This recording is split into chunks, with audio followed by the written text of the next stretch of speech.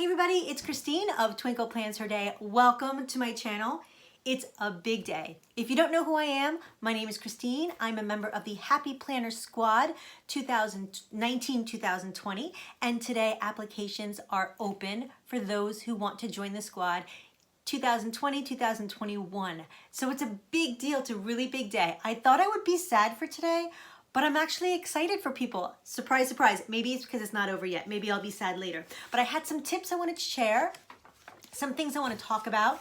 First of all, if you don't know what the squad is, let me explain what the squad is. It is the most fabulous experience that you can have if you are a happy planner enthusiast. And can you tell I'm a happy planner enthusiast? So a happy planner enthusiast is someone who loves all things happy planner, who loves to plan, who loves the products they put out, who loves stickers, who loves planning, who loves sharing their love of planning. So if that fits you, you are the perfect candidate to be on the squad.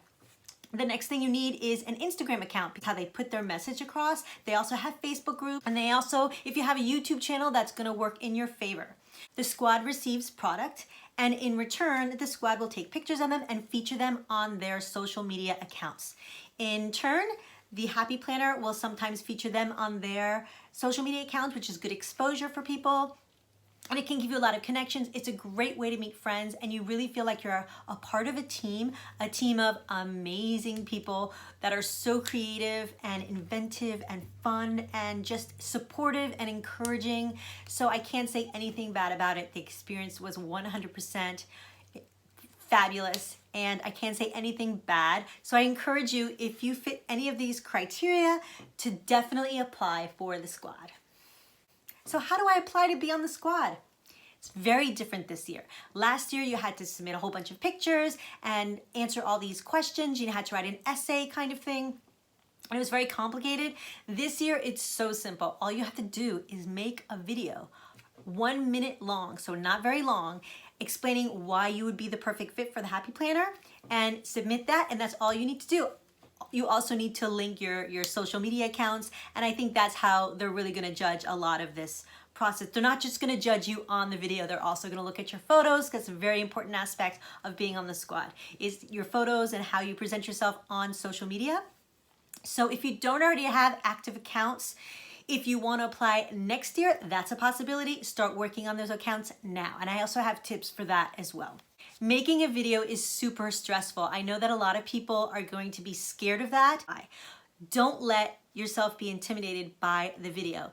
Super simple. You could take as many takes as you need. Don't worry about being nervous or messing up, because if you mess up, you just take another video. It's not a big deal. But what I would suggest for the video is to be authentically you. If you're super bubbly, have a lot of energy, talk fast, that's okay. That's how I am, and I got on the squad. If you're super low key, very neutral, talk slow, that's great. As long as you're positive, encouraging, if you're kind of the personality that they're looking for, then it's gonna work for you. Another tip for the video, find out what your strengths are. Think about who you are. You have to know who you are. Find out what your strengths are and capitalize on those strengths. And that goes for your Instagram feed as well. If you're a budgeter, if you're very good at managing money, you should highlight that on your Instagram account. Talk about budgeting, talk about ways you budget, and use that in your planner. You're offering a service to people who may not be very gifted at that aspect of life. So I would definitely highlight something like that if you have a skill, a certain skill, like budgeting or managing housework, managing time. Definitely use those skills in your feed, and in your video you should talk about those skills that you have. Let's say, I'm a mom, I'm great, this is the schedule I have for my kids, and this is the time, this is the way we use time blocks, or anything that you want that you're good at that is related to planners, that you can relate to planners, I would definitely add that into my video. If you're definitely a creative person, an artistic person, you might want to show some of your layouts. Even though they have your Instagram feed, if you wanted to highlight a few scrapbooks, for example, you could definitely show them and say, this is what I made, this is about my love of happy planners. I mean, whatever you want to do. You can go crazy, you have a whole minute. It seems like it's really short, but you can put a lot of stuff in 60 seconds. So I would definitely get creative with that if you can. You don't have to be. You could be simple and boring and neutral, and that might be exactly what you are, and that might work. So really don't be afraid of just being you and being yourself. I would love to have a feed like Rebecca of Eat, Pray, Plan. I would love to have a feed like that. Super neutral, super beautiful. Everything is flowing nicely and gorgeous. That's not who I am. My feed is chaotic and colorful and crazy and not organized at all, which is who I am. So I know who I am. So that's how my feed reflects who I am. So your feed should reflect who you are. And that doesn't mean I don't enjoy other people's feed, enjoy other people's styles. Not at all. I appreciate them and love them and wish I could do a lot of that myself. But I just know that's not me. Like, I'm not a lifestyle person. I can't take lifestyle pictures. I've tried. It's very, very difficult for me. I mean, I've been successful at a few of them, mostly because someone else takes the picture for me or someone else is there telling me what to do. Then I get a good shot. But if I'm on my own, it's just too difficult. Not my forte at all. I'm not going to pretend to be a lifestyle guru. And by lifestyle, I mean taking pictures of me outside with the planners or taking a picture of a desk with the planners out. You know how you see sometimes on their feed pictures that are not all just about planning, but you might have a desk area or just yourself planning, a picture of you planning. I've tried. It just doesn't work for me. Just know who you are and play up on those strengths. You have 1 minute to show who you are. So you really have to know who you are to be able to show it. Another example of knowing who you are and finding out what is special, what makes you special. For example, I like to use mild liners in my spread, and I made a whole bunch of boxes, and that ended up being my style. I like to use color, and I use these mild liners to keep my thoughts organized and separate them so that I could, because I'm a visual person and it was very chaotic and I couldn't concentrate or focus unless I had information, pieces of information in blocks with mild liners. So that was my style, and that's kind of set myself apart, and that's kind of what they're looking for, really. They're looking for people who, when they look at your layout, they know who made that layout. Like, for example, Rachel of Create a Happy Life. You can always tell it's her spreads. When her spread comes on my feed, I always know it's from her. Everything looks that's like her style. I'm not saying that all her layouts look alike, but they all have that style that is uniquely her, that for me represents so much the Happy Planner. For me, that is how the Happy Planner was intended to be used, and she just nails it every single time. That's just the way she is. So that works for her. So find out what your thing is. Lila was all into creative and drawing, and that was her style. So find out what is your style, what makes you you, or even Jessica. She has a definite style, and I think most of us on the squad do, so don't try to be anybody else but yourself. It's just not gonna work.